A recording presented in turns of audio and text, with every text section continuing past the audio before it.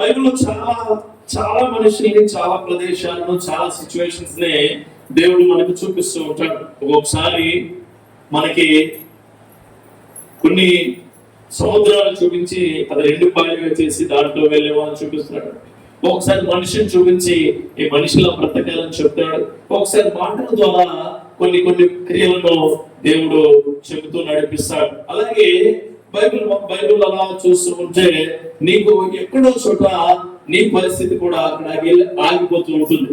అలా ఆగిపోతున్న సమయంలో నీ మనసు ఆ యొక్క సమస్యను, ఆ క్రియను చూసినప్పుడు చాలా ప్రశాంతంగా, చాలా శక్తివంతంగా నీకు తయారయ్యే విధము ఇస్తుంది. ఈ రోజు కూడా నీకు ఒక మనిషిని, ఆ మనిషి చేసిన క్రియలను చూపిస్తూ నువ్వు ఏ విధంగా ఉంటున్నావో, మనం ఎందుకు అలా ఉండలేకపోతున్నామో చెప్దామని ఆశపడుచున్నా.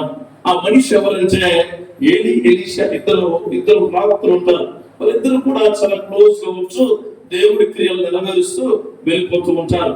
వెళ్ళిపోతూ ఉన్న సమయంలో ఒక ఆయన టైం అయిపోతుంది. దేవుడు పిలుస్తాడు. ఏమనంటే, బాబు నీ టైం అయిపోయింది వచ్చాయంటే ఈయన అంటాడు. ఆయన పక్కన ఉన్న పరిచారకుడు ఇంకో ప్రవక్త అంటాడు, నేను వెళ్ళిపోతున్నాను వెళ్ళిపోవయ్యా అంటే, లేదు నేను నీతోనే వస్తానంటాడు. కొద్ది నువ్వు వెళ్ళిపో అంటే, లేదు నువ్వు అక్కడికి వెళ్తే అక్కడ కూడా వస్తానంటాడు.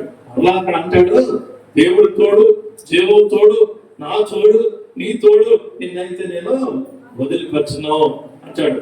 కొన్ని దినాలు అయిన తర్వాత, లేదు నన్ను దేవుడు ఖచ్చితంగా తీసుకెళ్ళిపోతాడు, నువ్వు నీ పని నువ్వు సరిగా నిర్వర్తించంటే అప్పుడు అంటాడు ఆయన, నువ్వు నీకేం కావాలి అని అడిగినప్పుడు నాకేమీ వద్దు, నీకు ఏదైతే ఆత్మ ఇచ్చాడో దానికి రెండంతల ఆత్మ నాకు దయచేస్తాడు.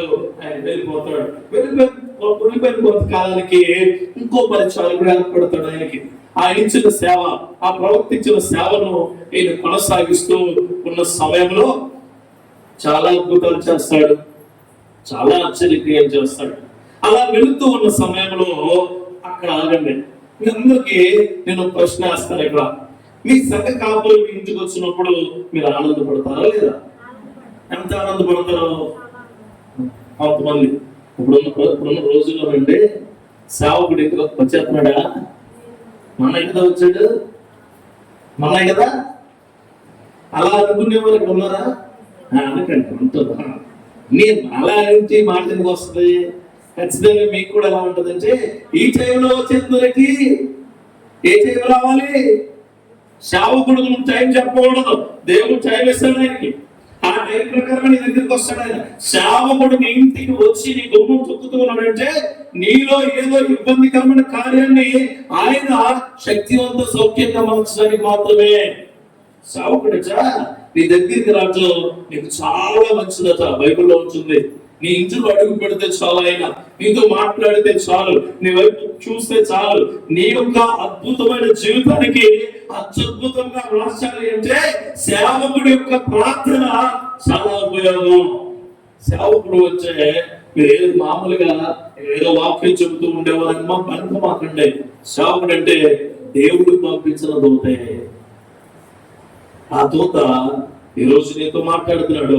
ఆ దూత నిన్ను, నీ యొక్క సంఘాన్ని నడిపిస్తూ ఉన్నాడు. ఇది క్లారిటీ ఇద్దామని ఒక ప్రశ్న వేశాను. అలా వెళుతూ ఉండగా ఒక ప్రాంతానికి వస్తులోకి అది కొన్ని సమస్యలు వస్తాయి. కానీ ఒక ప్రాంతానికి వెళ్ళేటప్పుడు ఒక ఆవిడ ఉంటుంది. ఆవిడకి ఒక పేరు ఉంటుంది. ఆవిడకి ఏ పేరు లేదు, కానీ ఆవిడ గొప్ప వ్యక్తిగా కీర్తిస్తాడు పరిశుద్ధాత్ముడు. కానీ ఇక్కడ జరిగిన ఒక క్రియ ఏంటంటే, ఆవిడికి ఏం కావాలని ప్రతి ఒక్క ప్రవక్తను అడుగుతారు. నాకు ఇది ఇవ్వండి, నాకు అది ఇవ్వండి, నాకు అది చేసి పెట్టండి, నాకు ఇది చేసి పెట్టండి. మనకులాగే మనం కూడా దేవుడిని ఏమడుగుతూ ఉంటామంటే, అస్మాను మోకరించి, దేవా నాకు ఆత్మీయమైన శక్తి ఏమని అడగం. నాకేం అడుగుతాం?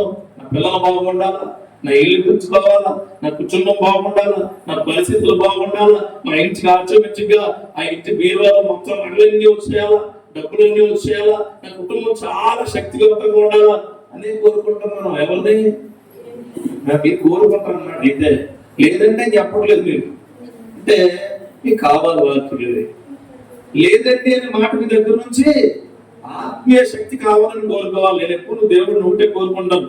అయ్యా నువ్వు నాతో ఉండు, నువ్వు నాతో ఉంటే నేను ఎక్కడికి వెళ్ళాలని నా విజయం సాధిస్తాను. వచ్చేప్పుడు ప్రార్థించుకుని, ప్రభువా నేను వెళ్తున్నాను, అక్కడ ఏం కావాలో మాకు తెలియదు, కానీ నువ్వు నాతో ఉంటే ఒక్కొక్కరికి ఏం కావాలో నువ్వు అన్నీ ఇస్తావు. అది అడగా దేవుడు. అలా అడుగుతుంటే ఒక ఆవిడ ఉంటుంది. ఒక ఆవిడ ప్రవక్త వస్తాడు, ప్రవక్త ఇంకొకరు వస్తాయా, అత్తమానం ఇదే దారిలో వెళ్తున్నారు కదా, ఇదే దారిలో వెళ్తున్నప్పుడు వీరి కోసం ప్రత్యేకించబడి ఒక గది ఉంచుతాం మనం అని భర్తను అడుగుద్ది. ఆయన అంటాడు, ఓకే అలాగే చేద్దాం. నువ్వు ఎలా అంటే అలా ఉన్నారు, అలాగే భర్త ఎలాగంటే అలాగా అని ఉంటాయి. భర్త ఎలా అంటే అలా అన్నవాడు ఉన్నారా? ఉండరు. ఏముండరు. మళ్ళా మనం అందరం పరిశుద్ధ బైబిల్ గ్రంథాన్ని భుజాన్ని వేసుకుని హల్లెలూయా స్తోత్రం అంటూ గుండెలు బాగా వేసుకుని బాబోయ్ కులాపదులు లేదు అని చెప్పే గొప్ప క్రైస్తవం, చాలా గొప్ప క్రైస్తవం. గుర్తుపెట్టుకోండి. ఇంకొక మాట చెప్తాను. ఇక్కడ నేను కొత్త కాబట్టి నేను అలవాటు అయిపోతే మీరు అలవాటు చేయకపోతే, దేవుడు ఇక్కడ నుంచి వచ్చి నీకు ఖచ్చితంగా మాట చెప్పిస్తే అది నీకు గుచ్చుకుంది అనుకోండి రైతులో, అది నీ జీవితం మారబోతుంది. ఒకవేళ నీకు గుచ్చుకోలేదు అనుకో, నువ్వు ఇప్పుడు చాలా మంది అనుకో ఏంటి ఇలా మాట్లాడుతుంది, అలాగే మాట్లాడాలి. అలాగే కూర్చోబెట్టడానికి కాదు, నేను ఎత్తర లేకపోతే సేవకులు పిలిపిస్తాడు. సేవకులు పిలిపించేది ఎందుకంటే ఆత్మ ఆల్పుడి అన్నాడు ఆయన. ఎప్పుడు కూడా ఆత్మ అభిషేకంతో తినాలి, ఆత్మ యుద్ధంకి సన్నద్ధం అవ్వాలి, ఆత్మ దేవుడి వైపు మార్గాలను సుగమం చేసే విధంగా ఉండాలి. మనందరూ ప్రతిరోజు ప్రార్థిస్తాం, వాక్యం పెంచాం, దేవుళ్ళని ఉంటూ ఉంటాం, కానీ ఇవన్నీ మనకు తెలియదు కాదు. కానీ ఇవన్నీ తెలుసుకునే ఖాళీ నీకు ఉండడం లేదు. ఆవిడికి ఇల్లు కట్టి వాళ్ళకి ఏం కావాలన్నా సమకూరుస్తూ ఉంటుంది. ఆవిడ అడుగుతుంది, ప్రవక్త పిలిచి పక్కన ఉన్న వ్యక్తిని పిలిచి, బాబు ఆవిడకి ఏం కావాలో చూడు అంటే, ఆవిడ నాకేమీ వద్దు అంటున్నా. ఏం కావాలమ్మా నీకు అడిగా అనుకో, మామూలుగా చెప్పాలి, అసలు చాలా పెద్ద లిస్ట్ ఉంటుంది. మొత్తం 4-5 బుక్లు అయిపోతాయి. కావాలంటే ఎడిషన్స్ అంటారు. మనం అలాంటి వాళ్ళమే. మనం కూడా ఆయనే చెప్పాడు, అలా అనకూడదు మాస్టర్ అంటే దేవుడే చెప్పాడు. ఏమనంటే దేవుడు ఏం చెప్పాడంటే, బాబు నువ్వు అడిగింది ప్రతిదీ నీకు ఇస్తాను. మనం అడగడం మన యొక్క బాధ్యత, ఇవ్వడం మన యొక్క దైవత్వం. అలాగే వెళ్ళిపోతూ ఉండగా కొన్ని దినాలు అయిన తర్వాత అప్పుడు ఆయన వాళ్ళ వల్ల అసిస్టెంట్ అంటాడు, అయ్యా వారు ముసలి వారు మరి పిల్లలు లేరు అంటే, అప్పుడు అంటాడు, నెక్స్ట్ ఇయర్ మళ్ళీ ముస్సులకి ఖచ్చితంగా నీకు పిల్లడు పుడతాడు అని చెప్పి వెళ్ళిపోతే ఆవిడ అంటదే, నాతో పాలచికలు ఆడకండి మీరు, నాకు పెట్టి అబద్ధం ఆడొద్దంటే వెళ్ళిపోతారు. అలాగే పిల్లడు పుడతాడు, పుట్టి వాళ్ళ పనులు వాళ్ళు చేసుకుంటూ ఉండే, ఇదంతా మీకు తెలుసు. కానీ నేను చెప్పే పరిచయమే కొత్తగా ఉండదు. అంతా బాగా జరుగుతూ ఉన్న సమయంలో పిల్లడు కొద్దిగా ఇబ్బంది అయితే చనిపోతుంది. అప్పుడు చనిపోతే ఈయన పని చేసుకుంటాడు వాళ్ళ భర్త గారు. కానీ భార్యకి ఎవరు గుర్తొస్తారు? ప్రవక్త. నీకు బాధ వచ్చినప్పుడు, కష్టం వచ్చినప్పుడు, కన్నీళ్ళు వచ్చినప్పుడు, నీకు ఇబ్బంది కలిగినప్పుడు, నీ పరిస్థితి బాగాలేనప్పుడు, నీ క్రియలు నీకు సాధ్యం కానప్పుడు, నీ పరిస్థితుల్లో నువ్వు ఎప్పుడు విజయం రాదు అనుకున్నప్పుడు నీకు గుర్తుకు రావాల్సిన మొట్టమొదటి వ్యక్తి దేవుడైతే, రెండో వ్యక్తి ప్రవక్తే. ఆయన నీ సంఘ కాపలై ఉండాలా, నీ సంఘ కాపలై ఉండాలా. కానీ నీకు గుర్తొచ్చేది ఎవరో తెలుసా? ఆ వీక్ష రావడం ఉంటాడు. వాడు అక్కడ ఎవడో కూర్చుని చెప్తాడు, వాళ్ళు ఎవరో నీ ఫ్యూచర్ నిర్ణయిస్తారని చెప్పి చాలా తెలివిగా వ్యవహరించేవారు నీ గుర్తొస్తూ ఉంటారు. ఆవిడ కదా గుర్తు రాలే, ప్రవక్త గుర్తొస్తే ఆ ప్రవక్త ముందు అయ్యా స్త్రీ వస్తుందంటే ఉన్నాడు ఆయన అని అడిగితే ఆయనకి చెప్పలేదు. దేవుడా లోపలికి మీ బాస్ ఉన్నారా అంటే ఉన్నారాయన. అప్పుడు వెళ్ళి చెప్తుంది. చెప్తే ఆయన మాట అంటాడు, నువ్వు వెళ్ళు, నేను చెప్పించే నీ కుమారుడు వస్తాడంటే పన్నావుల మళ్ళీ ప్రవక్త వస్తాడు. ప్రవక్త వచ్చాక ప్రవక్త కూడా చాలా ఇబ్బందికరంగా ప్రార్థన చేసి అప్పుడు బయటకు వస్తాడు, నీ బిడ్డలు ఎత్తుకో. ఇది చెప్పారు. ఈ క్రియల్లో నీ జీవితం చూపిస్తాను అంతే. దేవునికి స్తోత్రం కలుగుతుంది. ఖచ్చితంగా నీ జీవితం ఉంటాడు. ఆ యొక్క ఊరి పేరు ఏ ఊరు? షునేమి. ఆ స్త్రీ షునేమి రాలు కూతురు. షునేమి అంటే గొప్ప. ఆ స్త్రీ చాలా వాటిలో గొప్ప. యేసుదేవుడు అన్నిటిలోనే గొప్ప. చాలా శక్తివంతమైన మనిషి ఆవిడ. చాలా కృప కలిగిన మనిషి, చాలా కృపతో నడిచే మనిషి. లేకపోతే ఎవరో ప్రవక్తకి ఇల్లు ఇవ్వడం ఏంటండి? ఇల్లు ఇవ్వడమే కాదు, ఆయనకి అన్ని సమకూరుస్తూ ఉంటుంది. ఈ స్టోరీ అంతా, ఈ జరిగిన కథ అంతా ఎక్కడ ఉంటుందంటే 2వ రాజుల గ్రంథం 4వ అధ్యాయము 8వ వచనం నుంచి 37వ వచనం వరకు ఉంటుంది. ఈ వచనాల్లోనే దేవుణ్ణి, ఆయన క్రియలన్నీ ఎడల ఏ విధంగా ఉన్నాయో చూపించాలని ఆశపడుచున్నాను. దేవుడి యొక్క నామంలో ఒకసారి 2వ రాజుల గ్రంథం 4వ అధ్యాయము 8వ వచనం తీయండి. ఒక దినమందు ఎలీషా షునేమి పట్టణములకు పోగా అతను కనురాలైన యొక్క స్త్రీ భోజనకు రమ్మని అతని బలవంతం చేస్తున్న కనుక అతడు ఆ మార్గము వచ్చినప్పుడు ఆమె ఇంట భోజనము చేయించు వచ్చెను. ఇక్కడ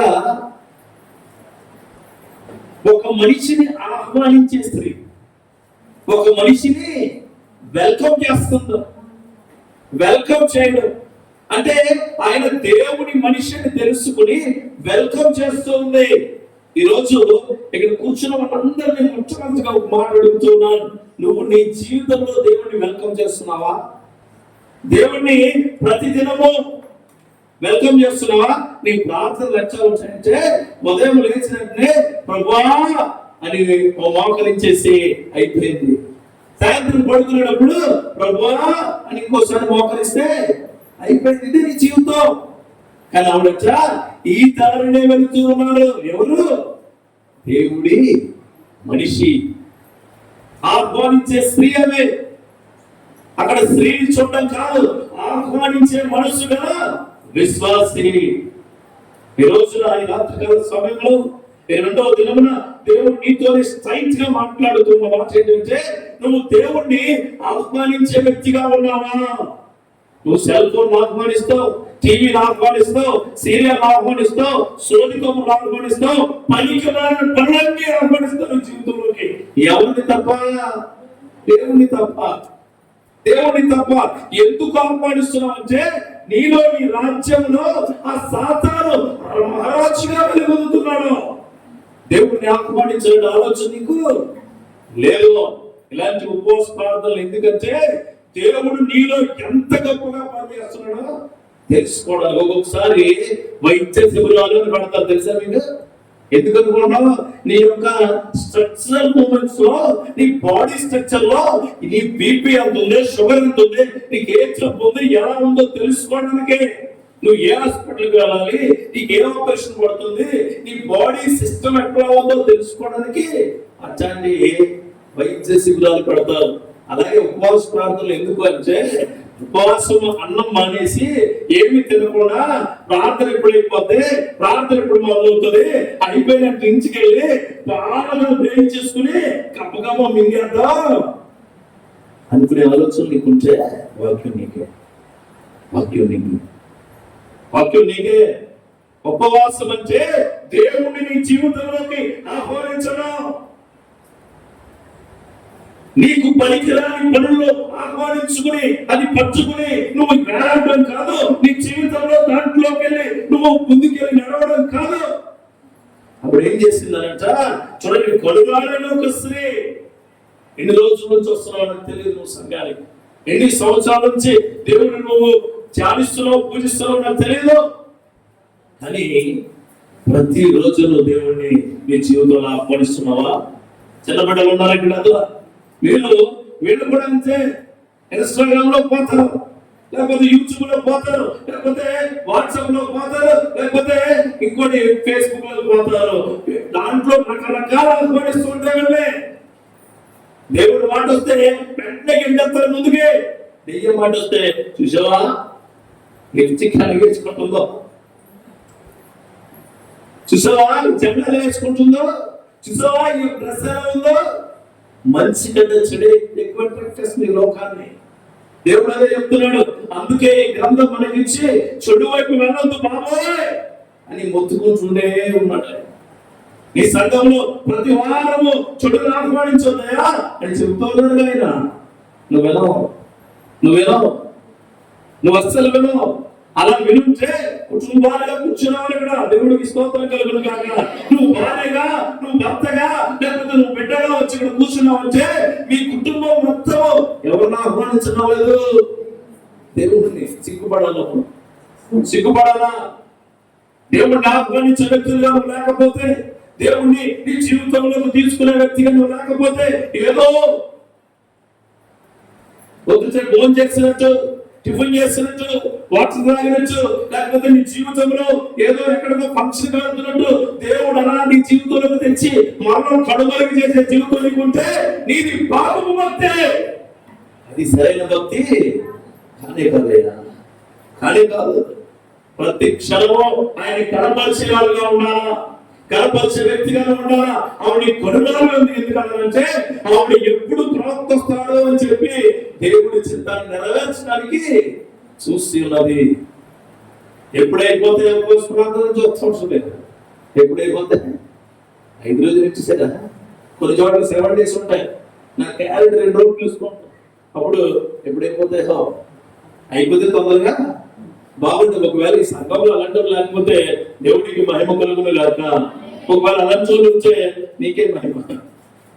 ఈ వాక్యంతో ఒకవేళ అలాంటి వాళ్ళు ఉండాలనుకోండి, ఖచ్చితంగా అది నీకే. ఇంకో మాట చూడండి కిందకి వెళ్తే, కాగా ఆమె తన పెనిమిడిని చూసి మా యొక్కకు వచ్చుచూ పోవచ్చు ఉన్నవాడు భక్తి గల దైవజనుడని అయినో అతను గొప్ప భక్తి గల దైవజనుడు భక్తి గలవాడు అన్నదానికి డిఫరెన్స్ ఏమన్నా? దైవజనుడు అంటేనే ఎవరి మనిషి? దేవుడు యొక్క జనాంగం, దేవుడు ఏర్పరిచిన మనిషి. ఆయన నాకు భక్తిగా ఉన్నాడని నాకు తెలుసు. ఆవిడ అన్ని ప్రొవైడ్ చేసిందట, ఆతిథ్యం ఇచ్చిందట. నువ్వు చాలా ఆతిథ్యాలు ఇస్తావు. ఎవరికి పరికరాలను పిలిచి ఇంట్లో కూర్చోబెట్టి నీ ఇష్టం వచ్చిన ఆతిథ్యాలన్నీ ఇస్తూ ఉంటావు. వాళ్ళకి ఎన్ని ఆతిథ్యాలు ఇస్తామంటే చాలా దారుణమైన ఆతిథ్యాలు. మామూలుగా కాదు. యూత్ అంతే. వీళ్ళ ఆతిథ్యాలన్నీ చీకట్లో ఉంటాయి. ఎక్కడుంటాయి? చీకట్లో. 20 ఇది అయిపోయిన నుంచి ఇంటికి వెళ్తారు. ఎన్ని ఫోన్లు వచ్చినాయో చూసుకుంటారు. ఇది అయిపోయిన నుంచి ఇంటికి వెళ్తారు. టీవీ ఆన్ చేసి అయ్యో సీరియల్ పోయింది. జమాటిక్ థింగ్స్ ని నువ్వు అక్కడ వెళ్ళిపోయి ఎక్కడి నుంచో ఆలోచిస్తావు. అత్తగారికి వచ్చిందా లేదా? అక్కడ చంపేశారా లేదా? ఇదే కదా నీ ఆలోచన. ఇవే కదా. ఎవరికి ఆతిథ్యం ఇస్తున్నావు ఈరోజు? ఎవరిని అనుభవిస్తున్నావు ఈరోజు నీ జీవితంలో? దేవుడిని తెలుసుకోవడం అంటే దేవుడి యొక్క నామములో బాప్తిసం తీసుకోవడం కాదు. దేవుడిని తెలుసుకోవడం అంటే ప్రతి ఆదివారం సంఘానికి బైబిల్ పట్టుకోవడం కాదు. దేవుడిని తెలుసుకోవడం అంటే అందరూ మోకరిల్లుతున్నారు కదా, నేను మోకరిల్లుతున్నాను కాదు. దేవుడిని తెలుసుకోవడం అంటే అందరూ హల్లెలూయా అంటున్నారు, అందరూ ఆమేన్ అంటున్నారు, అందరూ పెరుగులుగా కంటే చప్పట్లు కొడుతున్నారని కాదు. దేవుడిని తెలుసుకోవడం అంటే మీ ప్రతి నడకలో ఆయన చూడడం. ప్రతి నడకలో చోటు లేచిన దగ్గర నుంచి బాగా నిద్రపోయే వరకు దేవుడికి వ్యతిరేకమైన పని నేను చేస్తానేమో అని కనిపెట్టుకుంటూ ఉండడం. అది నువ్వు చేయలేవు. ఎందుకో తెలుసా? గర్జించే సింహాల్లో ఉన్నవాడి నోట్లో నీ తల పెట్టేస్తున్నావు. రాత్రికాల సమయంలో ఖచ్చితమైన క్రియలు నీ జీవితంలో జరగాలంటే ముందు దేవుడిని ఆహ్వానించు. అవునండి, నాకు గర్భఫలం లేదంటే ఉండదు. ఎందుకు ఉంటుంది? నువ్వు అక్కడ పోలు, లేకపోతే ఇక్కడేమో ఏమంటున్నట్లే ఇక్కడేమో అదేదో ఇస్తారు, అది అక్కడ తోడు ఖర్చుకుంటే ఉంటాయా? దేవుడి కృప ఎప్పటికీ ఉండదండి. దేవుడికి వ్యతిరేకమైన కార్యం చేసిన ఏది నీ దగ్గర నువ్వు వద్దాలో అది నేను ఖచ్చితంగా చెప్తాను. భయపడ్డాను. దేవుడికి వ్యతిరేకమైన ఏదియో నీ దగ్గర నుంచే నువ్వు వర్తిల్లే విధంగానే ఉండవు. చూడండి, ఆతిథ్యం ఇచ్చింది దైవజనుడికి. ఆతిథ్యం. నువ్వు ఈరోజు ఒక అత్తగారు ఒక మామగారు నీ ఇంట్లో ఉంటే వాళ్ళకి అన్నం కూడా పెట్టలేవు. కానీ ఎవరైనా ఎక్కడి నుంచి వస్తే మాత్రం వాళ్ళకి మామూలు ఆతిథ్యాలు పిలిచి రెండో మారెడ్డి కూర్చోండి, ఏం తింటావు? ఏది అడిగితే పెడతారు. పాపం మంచినీళ్ళు అడిగినా సరే ఎవరైనా కోడలు అయిపోయారు. కోడల మీద ఉంటే అత్తగారు ఇంకా ఘోరంగా ఉన్నారు. వచ్చిన వెంటనే 4-5 హెచ్చరికలు రాసి నువ్వు ఇలాగే ఉండాలి, ఇలా ఉండకపోతే వేరేలాగా ఉంటుంది, వేరేలాగా ఉంటుంది. దేవుణ్ణి తెలుసుకుని దేవుణ్ణి హృదయంలోకి ఆహ్వానించేవారు అన్నికి మనకి లోబడి ఉండేవారిగా ఉంటారు. ఆ శ్రేమేరాలు అలాగే ఉంది. ఇంకో మాట చెప్తాను, ఆవిడ భర్తకు లోబడి ఉండే మనిషి. దేవుడికి స్తోత్రం కలుగుతుంది. భర్తకు లోబడింది. ఈ రోజు భర్తకు లోబడే మనుషులు లేదు, లేదు. నువ్వు ఒక చోట నేను 2 అంటా, నువ్వు ఒక చోటుకి వెళ్తే నేను 2 చోట్లకి వెళ్తా, నువ్వు ఈ పోలీస్ స్టేషన్కి వెళ్తే నేను ఇంకొక చూసాం. మేము చాలా 5 ప్లేసెస్ ఇస్తున్నాం. సైతానికి ఎక్కడ ఉన్నాడండి? మన చుట్టుపక్కల తిరుగుతూ ఉంటాడు. ఆయన దగ్గరికి వస్తాడు, నీకు తెలుసా అంటాడు. ఈ పక్క వస్తాడు, నువ్వు విన్నావా అంటాడు. అది కాదు, నువ్వు చూడలేదు, మనం ఇదిగో ఉన్నావా? ఉన్నాను. నీకు తెలుసా? ఏంటి? తోట మధ్యలో ఉన్నావు తెలుసా? అవును. ఏంటి? అయిపో తినొద్దన్నారా? తినొద్దన్నారు. ఒకసారి కొరకు చూడు, అయిందా? ఎవరికి ఆతిథ్యమిచ్చిందామే? దేవుడేమో వనంలో ఉండండి, బాగా తిరగండి, బాగా తినండి, అభివృద్ధి పొందండి, మీరు ఫలాన్ని తీసుకోండి అంటే ఈమె ఎవరికి ఆతిథ్యమిచ్చింది? దేవుడేమో వనంలోకి రమ్మని వాళ్ళకి ఆతిథ్యమిచ్చే ఈవిడ హృదయంలోకి సాతాను గారికి ఆతిథ్యమిచ్చింది. శాపంకి గురైపోయింది. నా సహోదరి సహోదరుడా, ఈ రాత్రికాల సమయంలో చెబుతూ ఉన్నాను, నువ్వు ఎవరికి ఆతిథ్యమిస్తున్నావు? ఎవరిని ఆహ్వానిస్తున్నావు నీ జీవితంలోకి? ఎవరిని? యూత్ కూడా పిల్లలు, ఆడపిల్లలు ఉన్నారు. కొంతమంది యూత్ ఆతిథ్యం ఇలా ఆహ్వానించినట్టు లేదు. ఈ రోజే చూస్తారండి అని చెప్తారు. ఈ రోజే చూస్తారు. ఎలానే చెప్తారు అర్థం కాకుండా. దేవుడు నచ్చలే నీకు, వాక్యం నచ్చలే నీకు. వాక్యము దేవుడు నచ్చే మనిషి ఉంటే ఏ మనిషి కూడా నచ్చడానికి. వాక్యము నచ్చే మనిషి.